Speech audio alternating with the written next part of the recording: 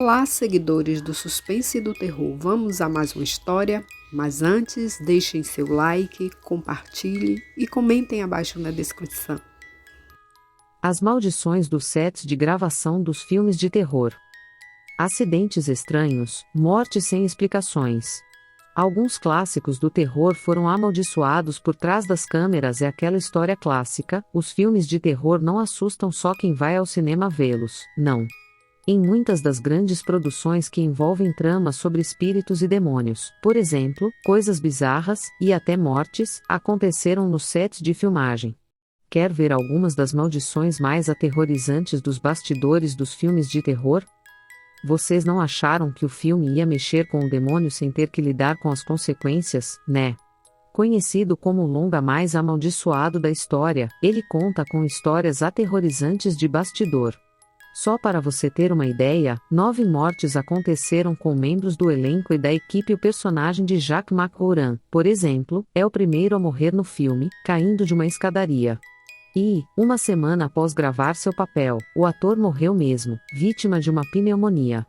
Além dele, o homem que refrigerava o quarto onde acontecem as cenas de possessão faleceu sem explicações e um vigia que cuidava do set foi morto a tiros durante a madrugada. Outro susto rolou quando o set todo pegou fogo. Adivinha qual foi o único cômodo que não foi atingido pelo incêndio? O quarto de Regan, a garota que era possuída. Medo. Entre outras tragédias, um carpinteiro responsável pelo cenário cortou o dedão do pé, enquanto o outro perdeu o polegar. A esposa de um dos assistentes de câmera sofreu um aborto espontâneo quando estava grávida e o ator Max von Sydow, que fazia o padre Merrin, perdeu o irmão assim que começou a gravar sua participação. Tudo isso é azar? Achamos que não. No longa dirigido por Roman Polanski, uma mulher grávida descobre que seu marido fez um pacto com um grupo satanista e que o bebê que estava em sua barriga era, na verdade, filho do próprio Satã.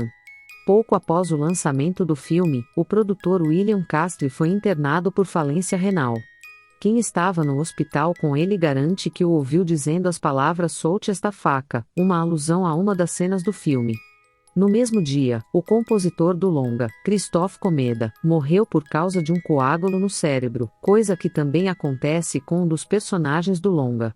Um ano depois da estreia, Sharon Tato, a esposa do diretor, foi morta pela família Manson, que fazia parte de uma seita que assassinou muitas pessoas nos Estados Unidos. Detalhe, ela também estava grávida. Se o filme já é tenso, imagina o set. O longa, baseado nas anotações dos casal real de demonólogos Ed Lorraine e Warren, conta a história de uma família que tem um encontro com uma força sobrenatural. Em sua própria casa, que, adivinha só? É nova. Diz a lenda que a verdadeira família Perron, que inspirou os personagens do filme, foi visitar o set de filmagens quando um vendaval aconteceu do nada sudoeste. Vendaval aconteceu do nada sobre eles. Caroline, a mãe, tinha ficando sozinha em casa e acabou passando mal e sendo levada para o hospital no mesmo momento em que o fenômeno aconteceu. Mais tarde, as mesmas marcas apareceram em sua perna. Aí veio o spin-off de Invocação do Mal, Annabelle, o filme sobre a boneca possuída. E eis que a marca dos arranhões que apareceram para Vera Farmiga no outro longa voltaram a surgir, desta vez na janela da casa onde rolaram as filmagens. De acordo com o produtor Peter Safran, uma luminária caiu do nada em cima da cabeça de um zelador que estava no set. Detalhe: no filme, um zelador era morto naquele mesmo local. Só para garantir, a equipe mandou um padre benzer os sets dos 2 filmes sobre a boneca. Melhor, né? No filme de 1976, um casal acaba adotando o anticristo sem saber e, conforme a criança vai crescendo, mortes bizarras começam a acontecer em volta deles.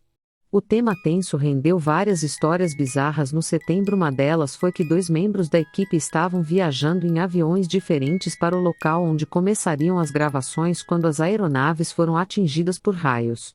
Ninguém morreu, mas já uma delas foi que 2 membros da equipe estavam viajando em aviões diferentes para o local onde começariam as gravações quando as aeronaves foram atingidas por raios. Ninguém morreu, mas já pensou o susto.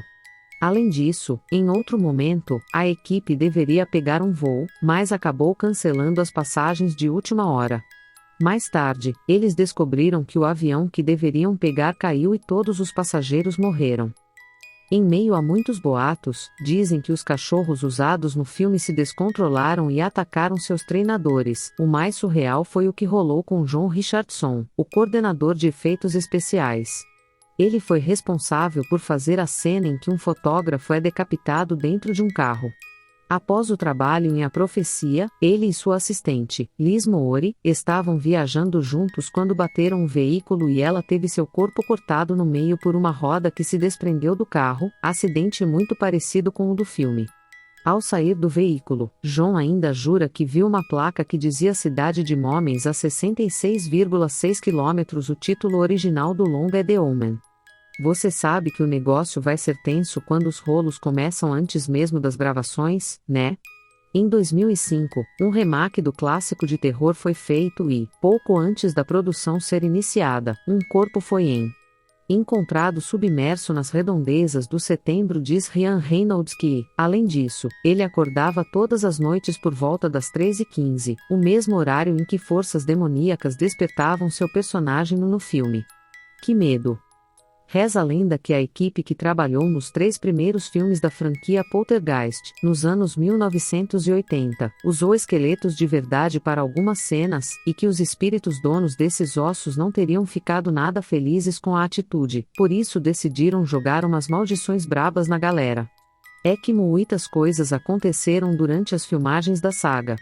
A pior delas foi a morte à atriz Dominique Dunne, que fazia a irmã mais velha da protagonista Carol no primeiro filme. A garota tinha um relacionamento turbulento com John Thomas Sweeney, dono de uma casa noturna, e quando tentou terminar o namoro, o cara surtou e a estrangulou. Dizem que, para abafar o barulho do crime, ele colocou a trilha sonora de Poltergeist para tocar. Tenso. Além dela, outras 3 mortes aconteceram durante o período das filmagens da trilogia. O ator Julian Beck morreu de câncer de intestino um pouco antes da estreia da sequência de Poltergeist chegar aos cinemas. Will Sampson, que chegou até a fazer uma limpeza espiritual nos bastidores, não resistiu a uma cirurgia que fez após a estreia de Poltergeist 2. Já a garotinha Heather O'Rourke, que fazia a protagonista, morreu aos 12 anos após uma estranha infecção causada por uma obstrução intestinal, pouco antes de Poltergeist 3 passar nas telonas. Os atores que sobreviveram contam até hoje que outras manifestações bizarras aconteciam nos sets.